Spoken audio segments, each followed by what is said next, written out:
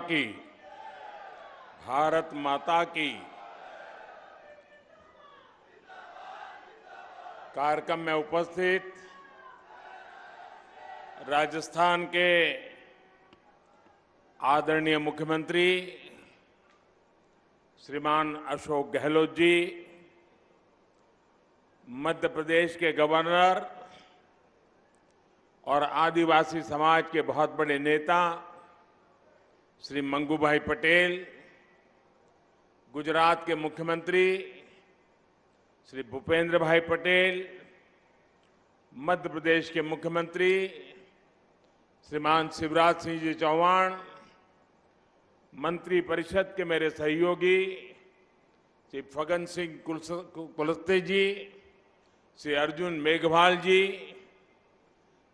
विभिन्न संगठनों के प्रमुख व्यक्तित्व, सांसदगण, विधायकगण और मेरे पुराने मित्र, आदिवासी समाज की सेवा में जिन्होंने अपना जीवन समर्पित किया है, ऐसे भाई महेश जी और विशाल संख्या में पधारे आए, दूर सुदूर से मानगढ़ धाम आए हुए मेरे प्यारे आदिवासी भाई और बहनों, मेरे लिए खुशी की बात है कि मुझे आज फिर एक बार मानगढ़ की इस पवित्र धरती पर आकर के सर झुकाने का अवसर मिला है।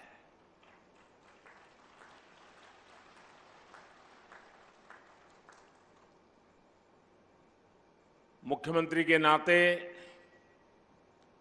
अशोक जी और हम साथ साथ काम करते रहे और अशोक जी हमारी जो मुख्यमंत्रियों की जमात थी उसमें सबसे सीनियर थे, सबसे सीनियर मुख्यमंत्रियों में है। और अभी भी हम जो मंच पे बैठे हैं उसमें भी अशोक जी सीनियर मुख्यमंत्रियों में से एक है। तो उनका यहां आना, इस कार्यक्रम में उपस्थित रहना, साथियों, आजादी के अमृत महोत्सव में हम सभी का मानगढ़ धाम आना, ये हम सबके लिए प्रेरक है, हमारे लिए सुखद है। मानगढ़ धाम जनजातीय वीर वीरांगनाओं के तप, त्याग, तपस्या और देशभक्ति का प्रतिबिंब है। ये राजस्थान, गुजरात, मध्य प्रदेश और महाराष्ट्र के लोगों की साझी विरासत है। परसों यानी 30 अक्टूबर को गोविंद गुरु जी की पुण्यतिथि थी। मैं सभी देशवासियों की तरफ से गोविंद गुरु जी को पुनः श्रद्धांजलि अर्पित करता हूं। मैं गोविंद गुरु जी की तप तपस्या, उनके विचारों और आदर्शों को प्रणाम करता हूं। भाई और बहनों, गुजरात का मुख्यमंत्री रहते हुए मानगढ़ का जो क्षेत्र गुजरात में पड़ता है, मुझे उसकी सेवा का सौभाग्य मिला था। उसी क्षेत्र में गोविंद गुरु ने अपने जीवन के अंतिम वर्ष भी बिताए थे। उनकी ऊर्जा, उनकी शिक्षाएं आज भी इस मिट्टी में महसूस की जा रही हैं। मैं विशेष रूप से हमारे कटाराय कनकमल जी का और यहां के समाज का भी आज सर झुका करके नमन करना चाहता हूं। जब मैं पहले आता था, एक पूरा वीरान क्षेत्र था और मैंने आग्रह किया था वन महोत्सव के द्वारा। आज मुझे इतना संतोष हुआ, चारों तरफ मुझे हरियाली नजर आ रही है। आपने पूरे श्रद्धाभाव से वन विकास के लिए जो काम किया है, इस क्षेत्र को जिस प्रकार से हरा भरा बना दिया है, मैं इसके लिए यहां के सभी साथियों का हृदय से आज मैं अभिनंदन करता हूं। साथियों, उस क्षेत्र में जब विकास हुआ, जब सड़कें बनी, तो वहां के लोगों का जीवन तो बेहतर हुआ ही, गोविंद गुरु की शिक्षाओं का भी विस्तार हुआ। साथियों, गोविंद गुरु जैसे महान स्वतंत्रता सेनानी भारत की परंपराओं के, भारत के आदर्शों के प्रतिनिधि थे। वो किसी रियासत के राजा नहीं थे, लेकिन फिर भी वो लाखों लाखों आदिवासियों के नायक थे। अपने जीवन में उन्होंने अपना परिवार खो दिया, लेकिन हौसला कभी नहीं खोया।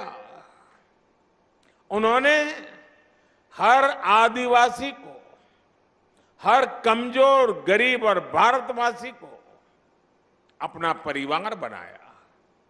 गोविंद गुरु ने अगर आदिवासी समाज के शोषण के खिलाफ अंग्रेजी हुकूमत से संघर्ष का बिगुल फूंका, तो साथ ही अपने समाज की बुराइयों के खिलाफ भी उन्होंने लड़ाई लड़ी थी।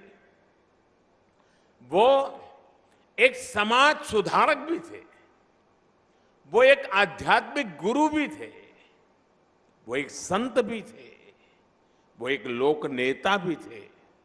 उनके जीवन में हमें साहस, शौर्य के जितने महान दर्शन होते हैं, उतना ही ऊंचा उनका दार्शनिक और बौद्धिक चिंतन भी था। गोविंद गुरु का वो चिंतन, वो बोध आज भी उनकी धुनी के रूप में मानगढ़ धाम में अखंड रूप से प्रदीप्त हो रहा है। और उनकी संप सभा, देखिए शब्द भी कितना मार्मिक है। संप सभा, समाज के हर तबके में संप भाव पैदा हो, इसलिए उन्होंने संप सभा के आदर्श आज भी एकजुटता, प्रेम और भाईचारा की प्रेरणा दे रहे हैं। उनके भगत अनुयायी आज भी भारत की आध्यात्मिकता को आगे बढ़ा रहे हैं। साथियों, 17 नवंबर 1913 को मानगढ़ में जो नरसंहार हुआ, वो अंग्रेजी हुकूमत की क्रूरता की पराकाष्ठा थी। एक और आजादी में निष्ठा रखने वाले भोले भाले आदिवासी भाई बहन, तो दूसरी ओर दुनिया को गुलाम बनाने की सोच। मानगढ़ की इस पहाड़ी पर अंग्रेजी हुकूमत ने 1,500 से ज्यादा युवाओं, बुजुर्गों, महिलाओं को घेर करके उन्हें मौत के घाट उतार दिया। आप कल्पना कर सकते हैं, एक साथ 1,500 से ज्यादा लोगों की जघन्य हत्या करने का पाप किया गया। दुर्भाग्य से आदिवासी समाज के इस संघर्ष और बलिदान को आजादी के बाद लिखे गए इतिहास में जो जगह मिलनी चाहिए थी, वो नहीं मिली। आजादी के अमृत महोत्सव में आज देश उस कमी को पूरा कर रहा है। आज देश उस दशकों पहले की भूल को सुधार रहा है। साथियों, भारत का अतीत, भारत का इतिहास, भारत का वर्तमान और भारत का भविष्य आदिवासी समाज के बिना पूरा नहीं होता। हमारी आजादी की लड़ाई का भी पग पग इतिहास का पन्ना पन्ना आदिवासी वीरता से भरा पड़ा है। 1857 की क्रांति से भी पहले विदेशी हुकूमत के खिलाफ आदिवासी समाज ने संग्राम का बिगुल फूंका था। 1780, आप सोचिए 1857 से भी पहले 1780 में संथाल में तिलका मांझी के नेतृत्व में दामिन सत्याग्रह लड़ा गया था, दामिन संग्राम लड़ा गया था। 1830-32 में बुधु भगत के नेतृत्व में देश लरका आंदोलन का गवाह बना।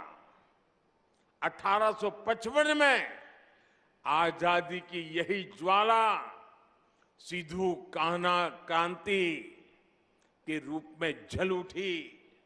इसी तरह भगवान बिरसा मुंडा ने लाखों आदिवासियों में क्रांति की ज्वाला प्रज्वलित की। वो बहुत कम आयु में चले गए, लेकिन उनकी ऊर्जा, उनकी देशभक्ति और उनका हौसला ताना भगत आंदोलन जैसी क्रांतियों का आधार बना। साथियों, गुलामी के शुरुआती सदियों से लेकर 20वीं सदी तक आप ऐसा कोई भी कालखंड नहीं देखेंगे जब आदिवासी समाज ने स्वाधीनता संग्राम की मशाल को थामे न रखा हो।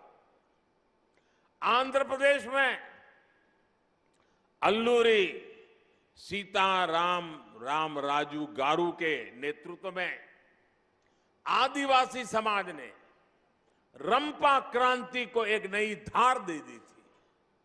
और राजस्थान की ये धरती तो उससे भी बहुत पहले ही आदिवासी समाज की देशभक्ति की गवाह रही है। इसी धरती पर हमारे आदिवासी भाई बहन महाराणा प्रताप के साथ उनकी ताकत बनकर के खड़े हुए थे। साथियों, हम आदिवासी समाज के बलिदानों के ऋणी हैं, हम उनके योगदान के ऋणी हैं।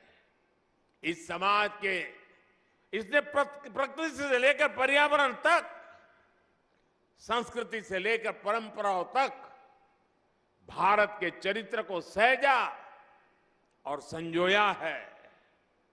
आज समय है कि देश इस ऋण के लिए, इस योगदान के लिए आदिवासी समाज की सेवा कर उनका धन्यवाद करे।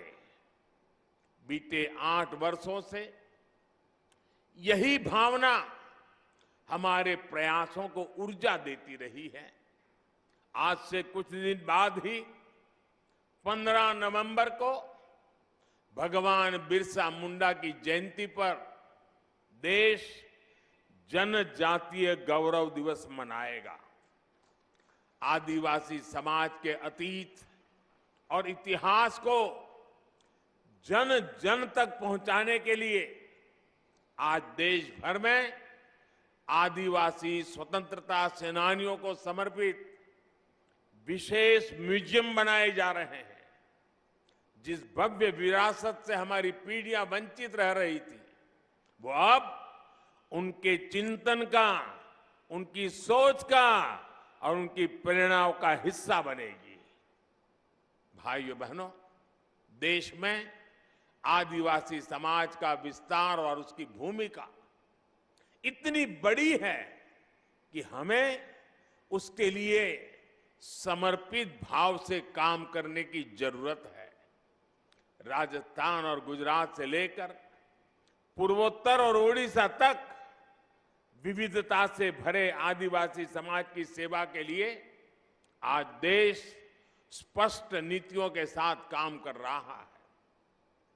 वनबंधु कल्याण योजना के जरिए आज जनजातीय आबादी को पानी, बिजली, शिक्षा, स्वास्थ्य और रोजगार के अवसरों से जोड़ा जा रहा है। आज देश में वन क्षेत्र भी बढ़ रहे हैं, वन संपदा भी सुरक्षित की जा रही है और साथ ही आदिवासी क्षेत्र डिजिटल इंडिया से भी जुड़ रहे हैं। पारंपरिक कौशल के साथ साथ आदिवासी युवाओं को आधुनिक शिक्षा के भी अवसर मिले। इसके लिए एकलव्य आदिवासी विद्यालय भी खोले जा रहे हैं। यहां इस कार्यक्रम के बाद मैं जामुगोड़ा जा रहा हूं, जहां गोविंद गुरु जी के नाम पर बनी यूनिवर्सिटी के भव्य प्रशासनिक कैंपस का लोकार्पण करूंगा। साथियों, आज आपके बीच आया हूं तो एक और बात भी मेरा बताने का मन करता है। आपने देखा होगा, कल शाम ही मुझे अहमदाबाद से उदयपुर ब्रॉडगेज लाइन पर चलने वाली ट्रेन को हरी झंडी दिखाने का अवसर मिला है। 300 किलोमीटर लंबी इस रेल लाइन का ब्रॉडगेज में बदलना राजस्थान के हमारे भाई और बहनों के लिए भी बहुत महत्वपूर्ण है। इस परिवर्तन से राजस्थान के अनेक आदिवासी क्षेत्र गुजरात के आदिवासी क्षेत्रों से जुड़ जाएंगे। इस नई रेल लाइन से राजस्थान के टूरिज्म को भी बड़ा लाभ होगा। यहां के औद्योगिक विकास में भी मदद मिलेगी। इससे युवाओं को रोजगार की भी नई संभावनाएं बढ़ेगी। साथियों, अभी यहां मानगढ़ धाम के संपूर्ण विकास की चर्चा भी हुई है। मानगढ़ धाम के भव्य विस्तार की प्रबल इच्छा हम सभी में है। इसके लिए राजस्थान, गुजरात, मध्य प्रदेश और महाराष्ट्र को मिलकर काम करने की आवश्यकता है। मेरे यहां चारों राज्य और सरकारों से आग्रह है कि इस दिशा में विस्तृत चर्चा करें, एक रोड मैप तैयार करें, ताकि गोविंद गुरु जी का स्मृति स्थल भी पूरे विश्व में अपनी पहचान बनाए। मुझे विश्वास है मानगढ़ धाम का विकास इस क्षेत्र को नई पीढ़ी के लिए प्रेरणा का एक जागृत स्थल बनाएगा। और मैं ये विश्वास दिलाता हूं, क्योंकि कई दिनों से हमारी चर्चा चल रही है, जितना जल्दी, जितना ज्यादा क्षेत्र हम निर्धारित करेंगे, तो फिर सब मिलकर के और भारत सरकार के नेतृत्व में हम इसको और अधिक विकास कर सकते हैं। इसको कोई राष्ट्रीय स्मारक कह सकता है, कोई संकलित व्यवस्था कह सकता है, नाम तो कोई भी दे देंगे, लेकिन भारत सरकार और इन 4 राज्यों के जनजातीय समाज का सीधा संबंध है। इन चारों राज्यों ने और भारत सरकार ने मिलकर के इसको और नई ऊंचाइयों पर ले जाना है। उस दिशा में भारत सरकार पूरी तरह कमिटेड है।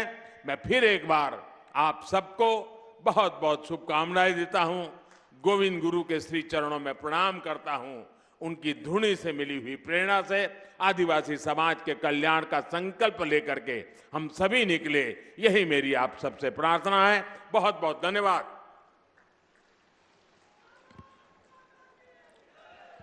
बहुत बहुत धन्यवाद एवं आभार माननीय नरेंद्र मोदी जी एवं उपस्थित समस्त अतिथिगण। हमारे भील समाज को आपने जो यहाँ मान दिया है, हमारे पूर्वजों की माटी का यहाँ जो वंदन हुआ है, आपका बहुत बहुत आभार। आपू बहिरे जो थोड़ी बार है ना।